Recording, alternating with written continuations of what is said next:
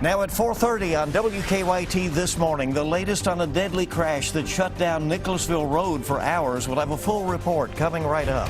Plus, we're learning more about a police-involved shooting out of Carter County, why one man says officers may have saved his mother's life. And 2 victims of a deadly Pulaski County crash are being held in a vigil. WKYT this morning, on the air now. Tracking, alerting, protecting. This is WKYT This Morning.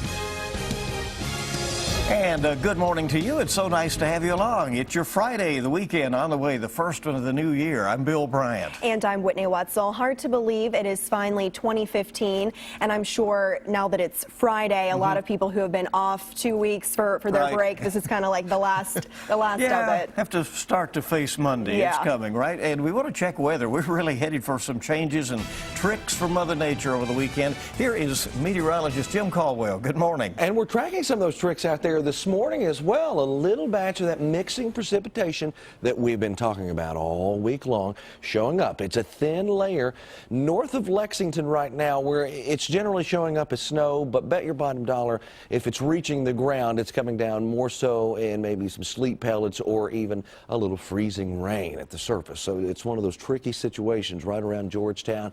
It's right out close to the Toyota plant and close to Scott County High School. We move a little more toward the east, and you can also track some right around the Paris area as well. It's going to be active for the next several days. We could see 60 degrees tomorrow, but only mid-30s today. It's a wild ride coming, and I will break it all down coming up for you in just a little bit. All those strange details shortly. Thank you. Let's get to the news. Police are telling us that one person has died in a crash on US 27 in Nicholasville. They say a car slammed into the back of a forklift that was being hauled by a dump truck. The crash happened just after 8 o'clock last night in the northbound lanes of US 27 just south of Brannon Crossing. Nicholasville police say the dump truck turned off Industry Road onto 27, and that's when a car slammed right into it. Officers say the driver died instantly and was driving alone. The 2 people in the dump truck were not injured. The driver has not been identified. We're going to notify the next of kin and make sure all of the families are notified before we release any information with the subject's name. But we can confirm that it is a male subject that was in the accident. And police have since reopened that road.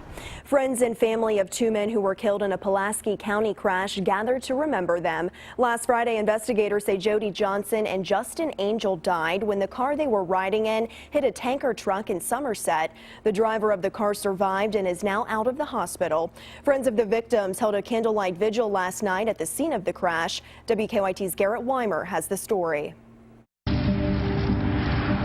Mere feet from the road, a place that holds so many painful memories for the friends and family gathered here. It's been a nightmare, just a nightmare that I've not woke up from. It just seems like it's so unreal. Seems like he's just gonna pop up and tell me it was all been a big joke. Finding it hard to come to terms with the deaths of Jody Johnson and Justin Angel, both friends of so many who turned out to remember them. And me and him was going fishing this week,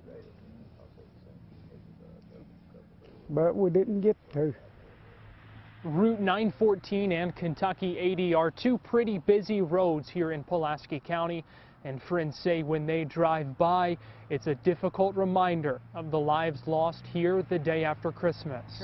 We have tragically lost Jody and Justin and Travis. They didn't have friends. They had family. Everybody was family to them. And Jody loved my kids like he would love his own. To them, this makeshift memorial is more than just a tribute. It's a reminder, they say, of the dangers on this stretch of road. Dangers they'll never be able to forget. In Pulaski County, Garrett Weimer, WKYT. The driver of the car, Travis Strope, has been released from the hospital, but his grandmother tells us he may never fully recover from his injuries. Coming up on 4:35 on WKYT this morning, and we're learning more about a state police-involved shooting that left a man dead. It happened late Wednesday night at a home on US 60 in Carter County. State police say they were called out to the home for the report of a domestic violence situation, and when they arrived, police say the suspect fired a shot at them through a window. Police say a trooper shot back. back, killing the suspect. John Lucas says that suspect was his mother's boyfriend. He says the boyfriend assaulted his mother and even pulled out a gun. Lucas called the police and he says they saved his mother's life. Began to get more violent towards my mother. My mom was screaming and crying, and I just had enough, and I luckily called 911 when I did, because if I hadn't, my mom wouldn't be with me right now. Police have not released the name of the suspect killed in the shooting. They say the assault victim was taken to the hospital to be checked out. No police officers were hurt. We're tracking the investigation into a fire that damaged a Lexington home. The fire started just after 7 o'clock last night on St. Martin's Avenue near Georgetown Street. Firefighters say when they arrived, they could see some smoke coming from that home. They say the woman inside got out safely and they were able to put that fire out quickly. There's moderate to heavy damage in the kitchen. It did breach the ceiling and get into the attic. Firefighters think food left on the stove may have sparked the fire, but they're still investigating. They say the woman who lives at the home stayed with some friends last night. In Somerset, family members of a 92-year-old woman say she's lucky to be alive after a truck crashed right into her house. Somerset police say Tony Lewis was speeding down Clifty Street when his truck ran off the road, went airborne, and crashed into Sarah Stegall's house yesterday. Stegall wasn't injured. Her family says she was in the opposite side of the house at the time. She thought that a storm had come through. She said the noise sounded like a tornado. Police say Lewis was airlifted to UK hospital with non-life-threatening injuries. They believe alcohol may have been a factor in the crash. Court records show Lewis has a lengthy criminal record. The homeowner's family says they aren't sure if her house can be repaired.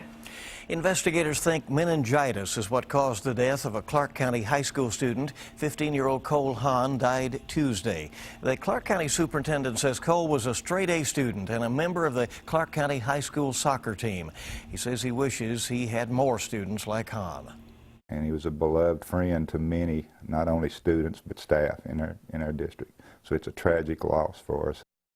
The superintendent says school buildings in the district are being cleaned and disinfected as a precaution, even though this type of meningitis didn't require them to do that.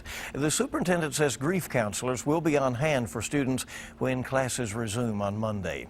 Family members of a northern Kentucky boy say that he died days after being diagnosed with the flu. Six-year-old Mikey Galapa died on December 20th at a hospital in Florence. An autopsy has been scheduled to determine an exact cause of death. Kentucky health leaders say 6 people have died of flu complications so far this season.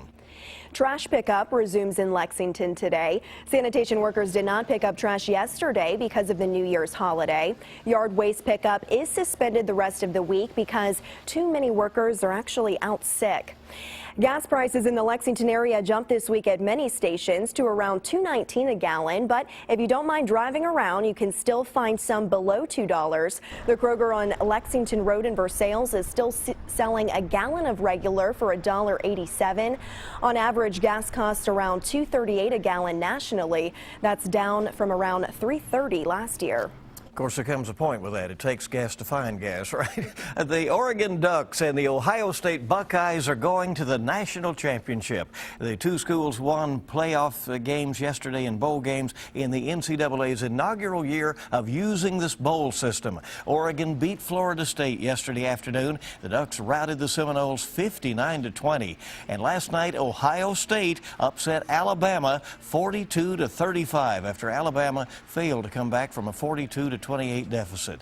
Ohio State's victory denied Alabama the chance to get their 4th national title in only 6 years.